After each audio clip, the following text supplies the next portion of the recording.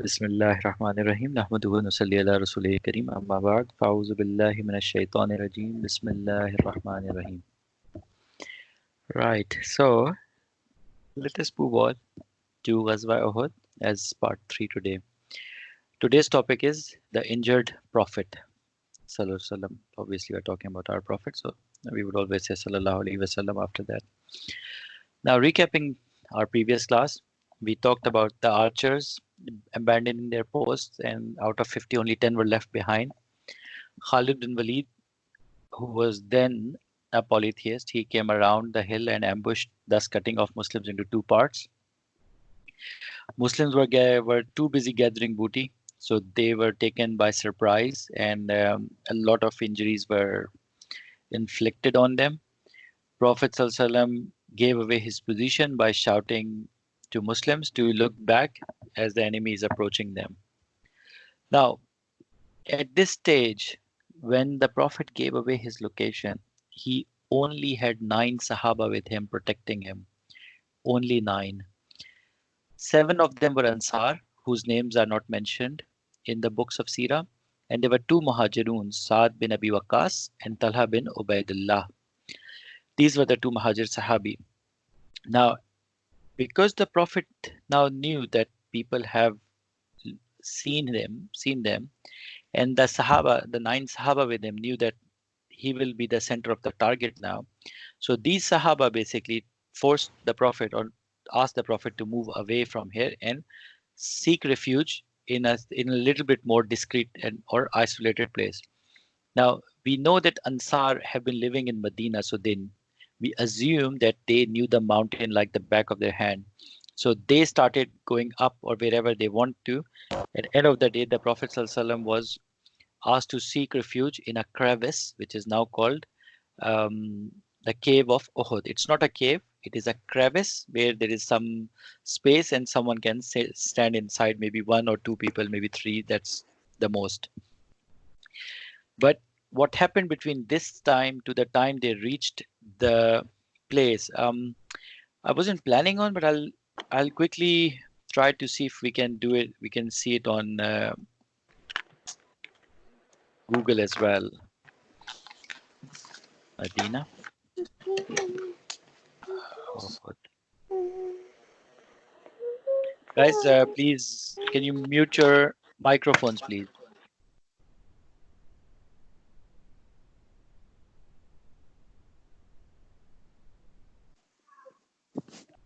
Someone's microphone is on, please mute it. Okay.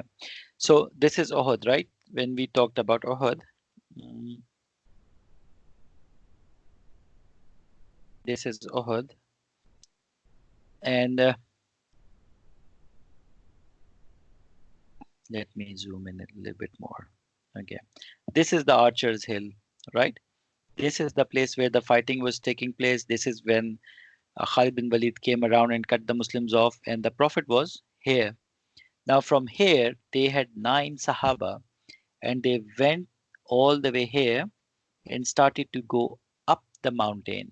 Now, the place where the Prophet sought refuge with a few Sahaba is called Cave of Uhud. I hope there are few pictures of it as well. So let's see the picture. So this is the crevice.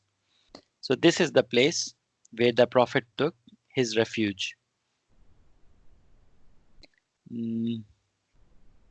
So imagine from here, he had to go all the way up to wherever this cave is. So it is like maybe a kilometer, 1.5 kilometer in, and then they had to go all the way up.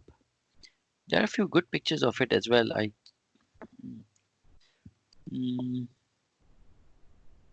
So from down, if you are down, you can see this is the place, right?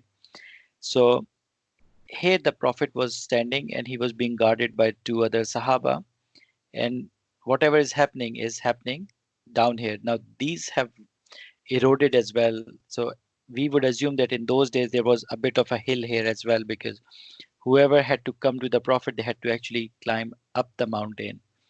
Anyway, going back, and we'll come to this again. Now the Prophet had 9 Sahaba, but the strategically what the Prophet did was he asked one by one each of the Ansar to go in different directions. So seven Ansari Sahaba, they went in different directions so that the the the, the kuffar, they cannot sense where the Prophet's actual location was. So sort of a decoy. So each time an Ansar would go in a different direction, the kuffar would follow them there, fight them, and then ultimately kill the Sahabi. So he would be martyred, but they wouldn't know where the Prophet is. And then they would see another Sahabi in a different direction, they would go in a different direction. So end of the day, the Prophet's position now is still a bit secret. It's not too open, right? Seven of these Ansaris got martyred in this way. The only time this the Prophet was now left with only two Sahaba, and he has now reached the cave. Please switch off your microphones. Now, as he has reached the cave with these two Sahaba, the Prophet himself says that this day of Uhud was the most difficult day in his life. Not even Taif. Taif was maybe second most difficult day, but this was the most difficult day. Up until now, his life was never in an imminent danger. Like when the kuffar plotted to kill him, his life was in danger, but they couldn't do anything, right? The Prophet had already left. When he was in Ghar Sor, these guys came up and down. They left three, four, five, whatever the numbers are. When he was encountered by Suraka ibn Malik, he was one person, right? But at this time, this is a battlefield. There are 3,000 soldiers or 2,500, whatever the numbers are, left by now, or 2,000 because a lot of them fled away as well. And it's only three people standing: Prophet, Saad bin Abi Waqqas, and Talha ibn Ubaidillah. Now, both of these Sahaba were expert archers. However, Talha, Raziyallahu anhu, he was an expert warrior as well. So the plan was that both of them started volleying arrows so that they can uh, they can avoid people coming to them. So we would assume that when they started volleying the arrows, that means that their position now is known to some of the kuffar. Now, because these two Sahaba, they actually did what they did, and they it's worth mentioning because all the books of Seerah have mentioned what they have done and why both of them are Ashra al Mubashira as the 10 chosen one. At this stage, the Prophet was taking a peek out of the crevice to see what the situation is. And Talha bin Ubaidullah, sorry, the name is incorrect here. Talha bin Ubaidullah, he remarked, Ya Rasulullah, please stay inside. May my parents be ransomed on you. May my body be before your body, and may my face be before your face. The level of love that these Sahaba had for the Prophet is just unmatchable. Unmatchable. So Saad bin Abi Waqqas, he was throwing the arrows, volleying, so much so that now the Prophet started to pick arrows and give it to him. Started to pick arrows and give it to him, and the Prophet would say, "Shoot, Saad, shoot. Fidaka ya abi wa ummihi," which means that may my father and mother be ransomed for you. This is the only time when the Prophet himself said this phrase to any Sahabi. And after this, Saad bin Abi Waqas used to say proudly that I am the only one for whom the Prophet said this. But the general use was that this phrase, Fidaka ya Abi wa Ummi, was said by Sahaba for the Prophet because they would say that our parents, we can let go of our parents because of you, because you are the most important person. And imagine the Prophet is saying to Saad bin Abi Waqas, Fidaka ya abi wa ummi, yani, as in, I can ransom my parents for you as well right now, Saad. That is amazing, amazing about Saad bin Abi Waqas. So after a while, While the whole volleying of arrows is going on, Talha saw people come up and Talha started to fight. God knows, Allah knows how many people there were, but the fighting was so fierce. And he was just fighting. And it got to a point where one of the kuffar's sword hit his fingers and his one or two or three digits came off. And with that, he just said hiss, which means ouch. And at that time, the Prophet said, had you said, Talha, if you had said Bismillah, the angels would have raised you right in front of the people, like literally right now, that the whole atmosphere was so electrifying that one person is fighting dozens of people single handedly, that the angels were down looking in like as if he falls down and says Bismillah or whatever, anything to do with Allah's name, he would have just been raised up. So that was like the intensity. And this is why Talha bin Ubaidullah, the Prophet used to say, and this is remarked and reported in Al Tirmidhi and Ibn Majah, he who desires to see a martyr walking on the ground, let him go and look at Talha bin Ubaidullah. Other Sahaba report that Talha's hand after Uhud was paralyzed because of the fighting it took, and his digits were also missing. And this report that he had about 35 or 39 wounds on his hand. So imagine he had one of his hand in front and he was blocking the Prophet with his hand, and with the other hand he was just fending off the enemies. So one hand blocking the Prophet, one hand fending off the enemies. Now, at this time, now again, it is a bit difficult to piece when did who reach when, right? But it seems that Qatada, another Sahabi, Qatada bin Noman, he reached this place as well when he saw the Prophet. And he started to shoot arrows as well. He shot so many arrows that his bow lost the elasticity. So the Prophet found a bow to him and gave it to him. Now, Qatada tells it in first person that every time an arrow would come, I would block it with my body until I saw an arrow that was too high and I could not block it with my body. So I used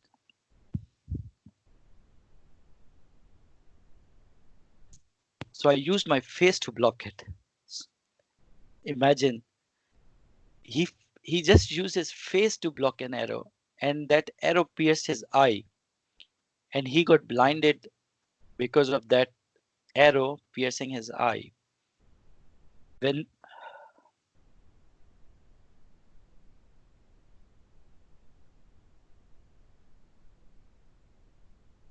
when the Prophet saw that, he started to cry as well, right? And he made a dua. He said, "O Allah, Qatada has protected your Prophet with his eye, so let his eye become the best eye, and let it be the most precise in the eyesight." And then he took that arrow out of his eye. And Qatada bin Oman Razullah Anhu, he tells in first person that my eye healed instantaneously. And this eye, which was an injured eye, became the most precise one between the two eyes. Uh, Imagine the love of these Sahaba, we cannot love our Prophet as they did. Who would put his face in front of an arrow just to save Prophet? But when they said that may our parents be ransomed on you, they actually meant it.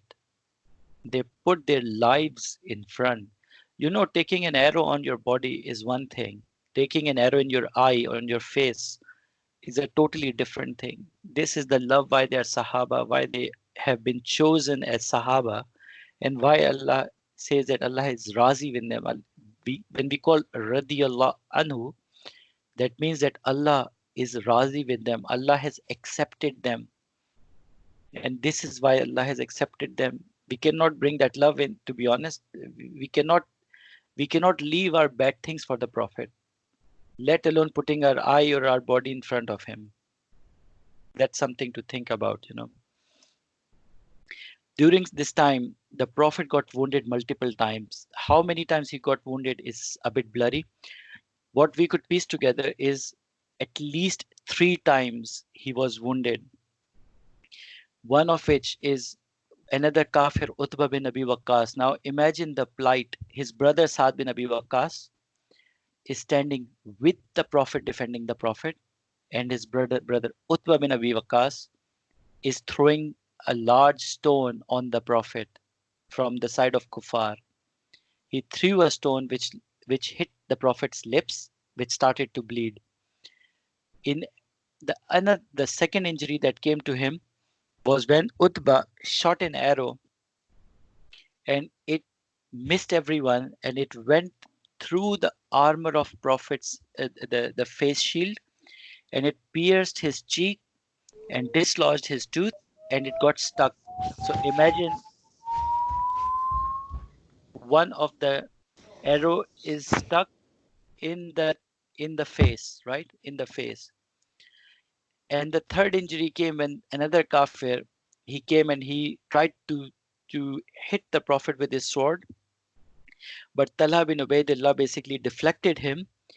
So something else hit the Prophet, and his armor basically, or his face shield, pierced into his face from the other side. In some reports, they say that it was another arrow that pierced. In some reports, it says it was the armor.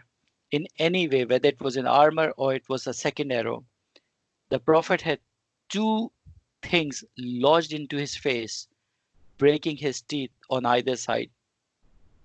At this time, the Prophet became very upset as a human as well. And he said, how he uttered this, how can people who cut the face of their Prophet and break his teeth, he who calls them to worship Allah, how can such people be forgiven by Allah? And we know that this can only be because he's in pain right now and he's a human as well. Imagine two arrows pierced through both jaws and stuck in the mouth. That's very, very painful. Even to think of it. If someone has gone for tooth extraction, they put that needle in they numb your tooth, right? Imagine not numbing the tooth and just trying to pull it without numbing it. So that's a pain. Imagine what type of pain this would be. But later on, Allah subhanahu wa ta'ala revealed in Ali Imran, ayat 128, that, O Muhammad, it's not for you is the decision whether he turns in mercy to them or punishes them. Verily they are zalimun. Now, basically, this is something that we have to learn. Now, we'll come to the battle, but this is a side note. This is something that we need to learn regarding if we say to someone, how can this person be forgiven? He is so gunegar, he does so many sins. Or we tell someone, yeah, he's such a, he's such a liar. How would he even go to Jannah?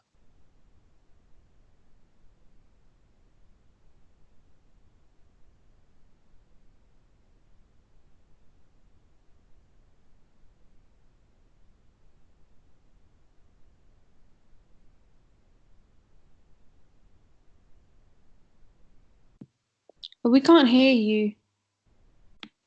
Or Same. yeah, can you hear me? It keeps happening. Hello. Hello. Oh yeah, now Yeah, can you hear me now? Okay, now I can hear you. yeah. Where did I lose you at Surah Al Imran, right? Yeah. Okay. So the lesson I was telling you Do is again. we generally have a bimari, have a sickness in ourselves where we generally say, even ourselves, alhamdulillah, we are trying not to, but we still say these things like our politicians, they are so corrupt, how will Allah forgive them? They will go to Jahannam, right? How will Allah forgive that person? He's such a big liar. How will Allah do this? We are no one to say, how will Allah do this or why would Allah do this? Because the best person amongst us was the Prophet. When he said something like that, Allah said to him, do not say this because this is not for you to decide who is going to be punished and who is going to be forgiven. They may be zalim, right? They may be oppressors. You can call them oppressors, but you cannot decide who is going where because it is up to Allah to decide who is going where, whether someone will be forgiven or not. So the thing that we need to make sure is in our lives, We should make dua that if by mistake even we say that, we should repent.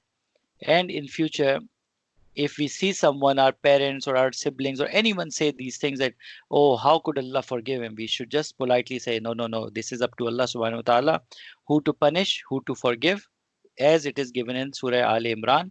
We are no one to challenge the authority of Allah subhanahu wa ta'ala. So this is something we really need to remember from these ayat, as was explained in the context of what Prophet Muhammad Sallallahu Alaihi Wasallam said and what Allah then revealed in Surah Al Imran.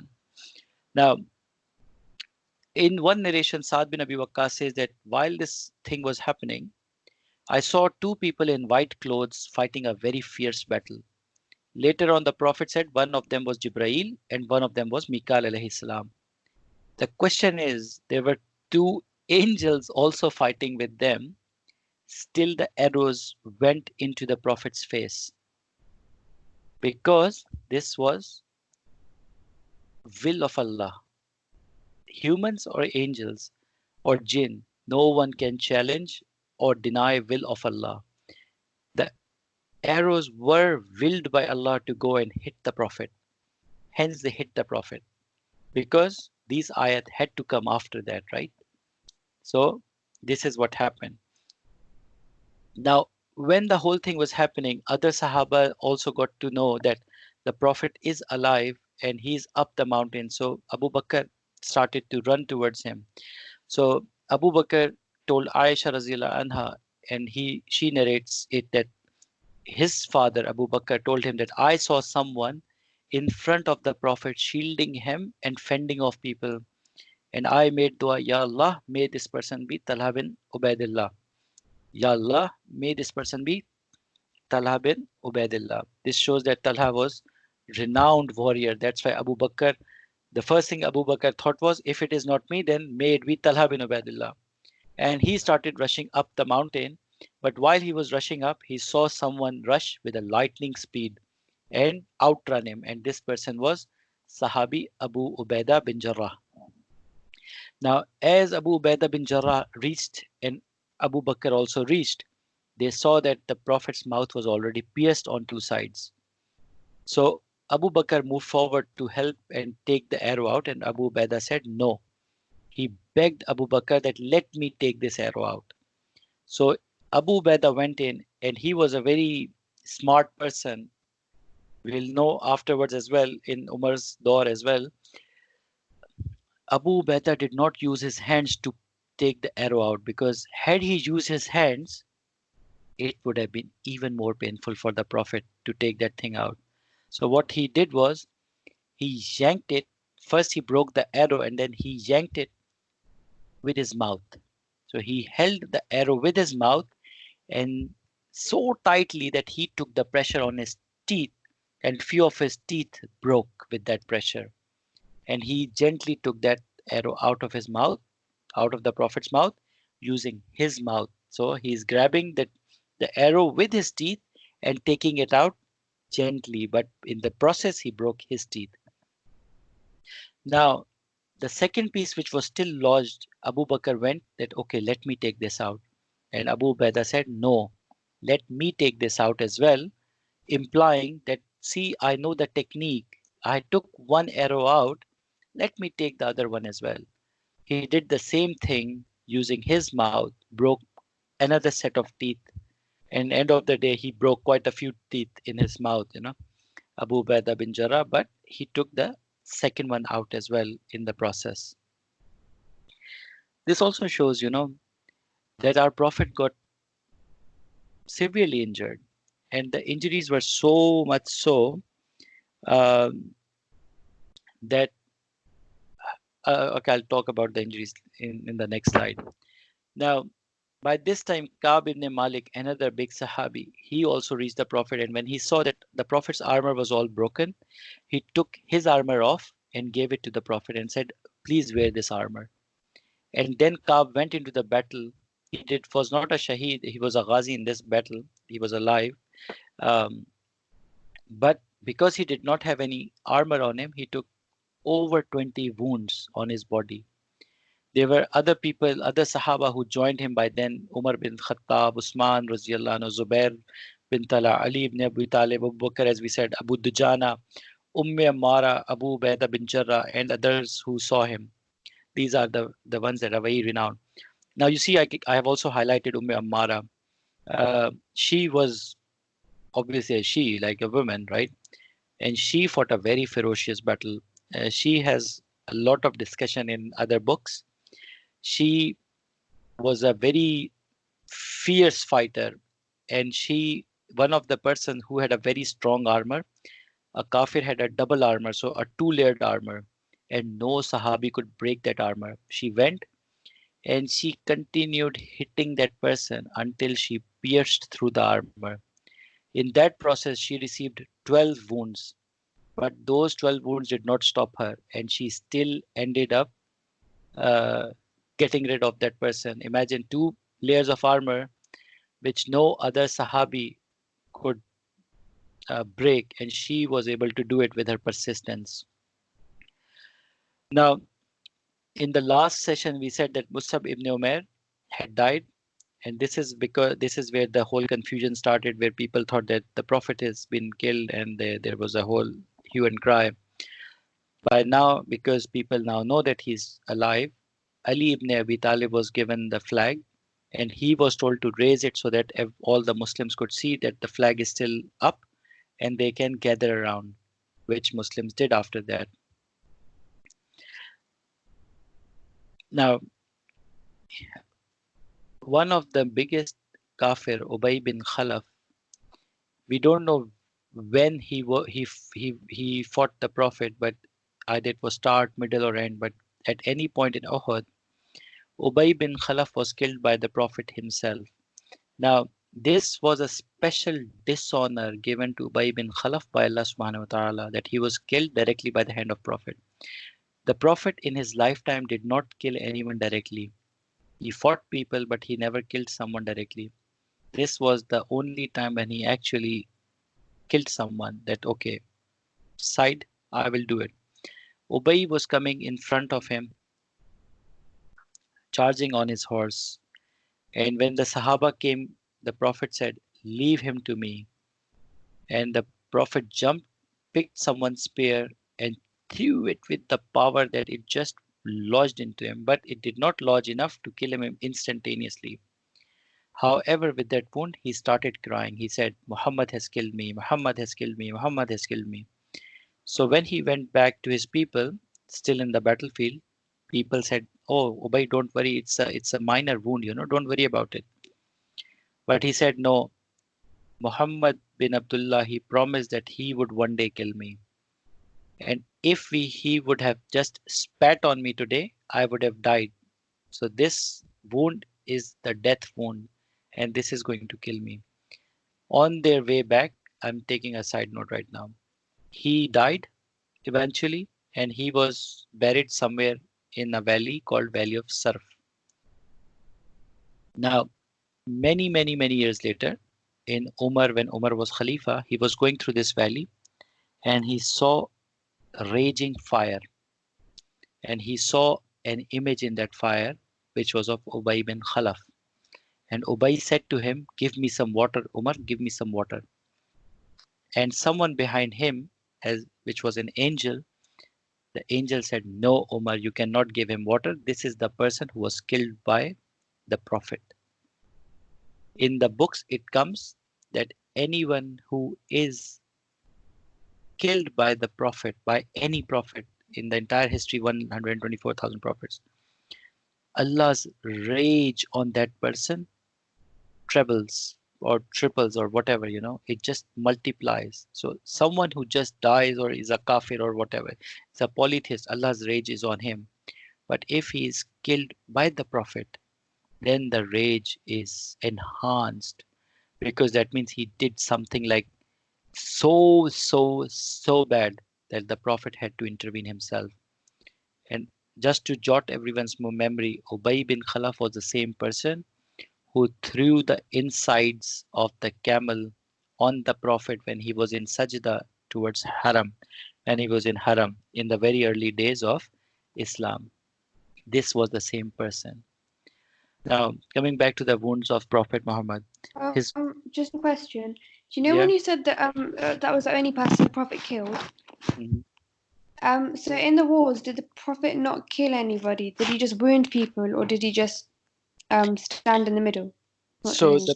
the Prophet generally would go and take part and fight, but in the books of Seerah, there is no documentation that he actually killed anyone. So he would go fight, come back, and he would generally be asked by Sahaba to stay back because he's a prophet, he's the commander in chief. So he has to go back, he has to stay back in the camp. But even though he's always asked to stay back. Even we saw it in Badr as well. He would always come out, fight, and then he would be asked to no, go back and please stay in the camp. He would be asked to go back. So this shows that he would always come out, he would fight, but generally he ended up wounding people, but not directly killing. So those people can die later on, maybe, Allahu Alam, but there is no documented thing on if Prophet actually killed anyone. This is the only thing which is documented where the Prophet actually hit someone with the intention of killing and he ended up killing. So that's the main thing. Maybe the Prophet killed, but there is no documentation of it, and which I can't find throughout the Sirah at least. So it might Okay. be also to do with the intention as well, because in the war you are just trying to defend yourself. You are not killing because you hate someone, but it's like rather more defending as well. But this person, Ubay bin Khalaf, the Prophet had sworn that I will kill you one day. And this was the intention of the Prophet as well. And he killed him on that day. So that's a totally different thing as well, altogether. Now, coming back to the wounds, the Prophet's wounds in the mouth that we were talking about, when they came back in the evening or next day, whenever the whole thing came to an end, we will talk about it in the next class when it ended. His wounds would not stop. The bleeding would not stop at all. To the time that Fatima tried everything, Hazrat Ali tried everything, it wouldn't heal. And then Fatima said, "Okay, I'm going to cauterize the wound." So then she basically burnt any metal object, knife or arrow or whatever, and she basically sealed the wound by cauterizing it, and that's when the bleeding stopped. Also, to mention, in this particular battle, women of Ansar had a very important role to play.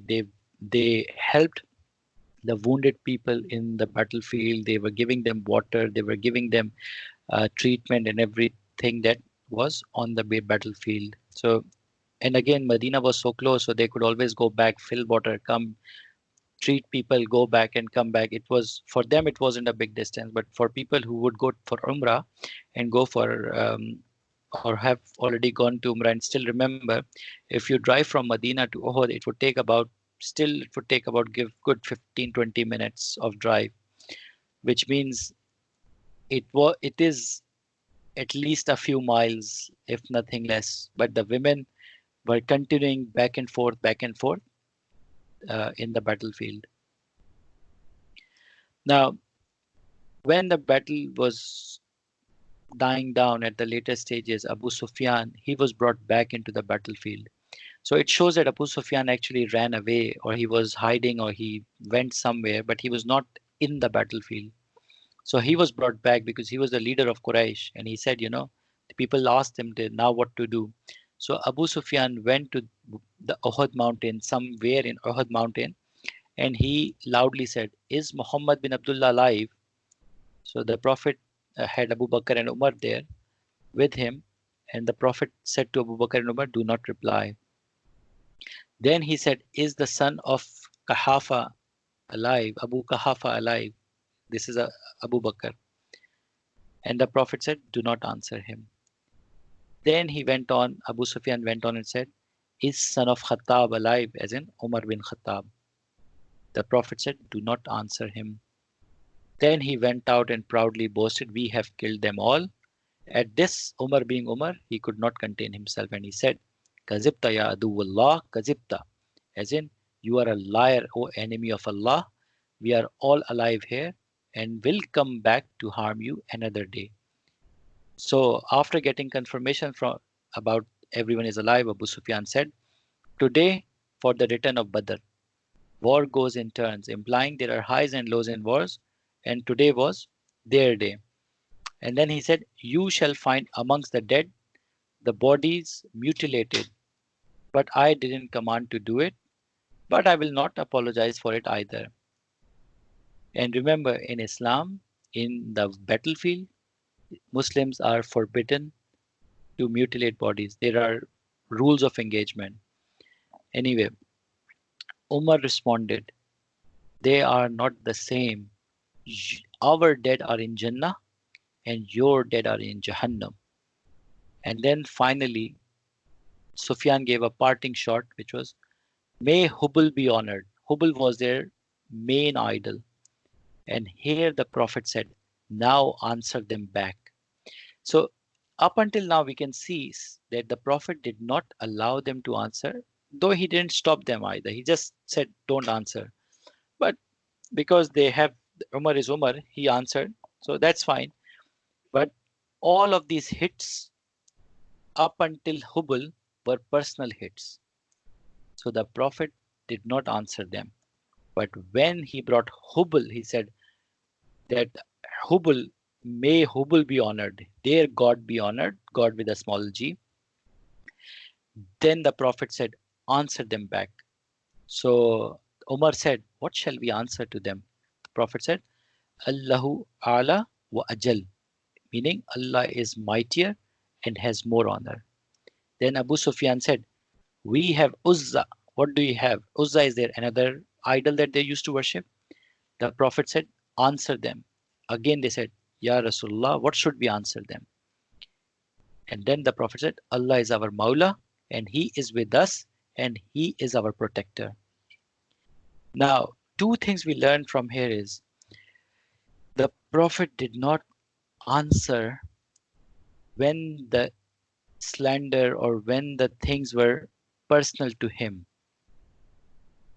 The only time he answered was when it came to Allah subhanahu wa ta'ala. That is when he replied. The second thing is when the Prophet told Sahaba, reply, the Sahaba just didn't go and say, oh, started boasting about something.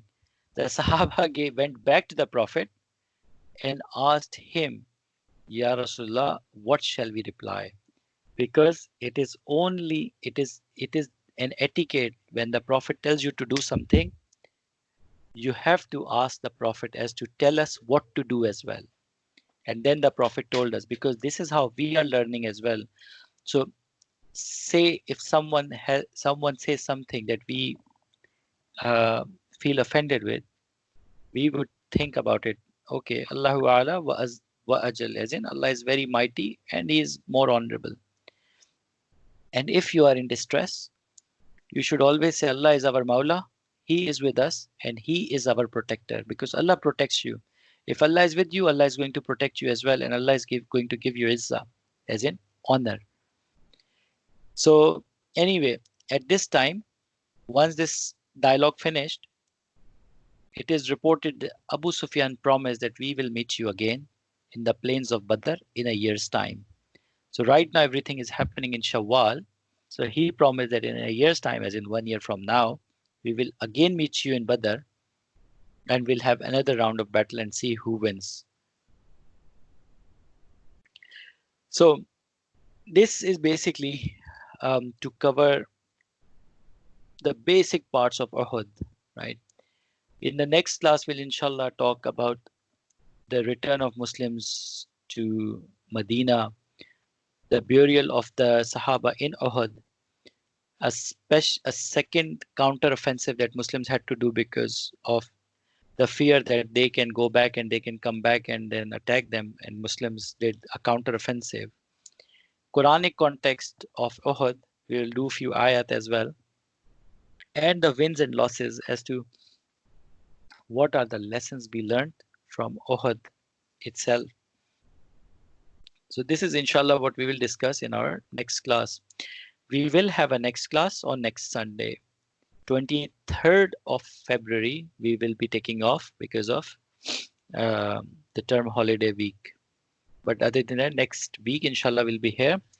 If someone is going on Umrah, then when you go to Uhud, um, you can actually visualize whatever I was telling you guys in terms of Archer's Hill. You can ask the guide where is the Archer's Hill. They can show you Archer's Hill. You can go to the Uhud cave as well. You can see these places where the Prophet ﷺ was camping, and then you can see the cemetery. This is the place where the whole battle was fought, and this is where they have buried the Muslims. So this is where Hazrat Hamza and other 70 Sahabi who were martyred are also buried. May Allah give us love for the Prophet, love to learn what the Prophet has taught us, love to learn his every saying that he has given to us, and may Allah help us follow as well in spirit, in practicality, whatever we have been taught by our Prophet, and may Allah guide us and help us also follow the footsteps of our Sahaba because they are the ultimate examples of love towards the Prophet. May Allah give us the same level of love or similar level of love. We can't get same, but similar level of love for the Prophet, and may Allah give us that courage to follow those things as well from a piety perspective. Ameen. So, inshallah, guys, next week, see you all. Until then, assalamu alaikum. Take care. Wa alaikum assalam. Thank you. Thank you.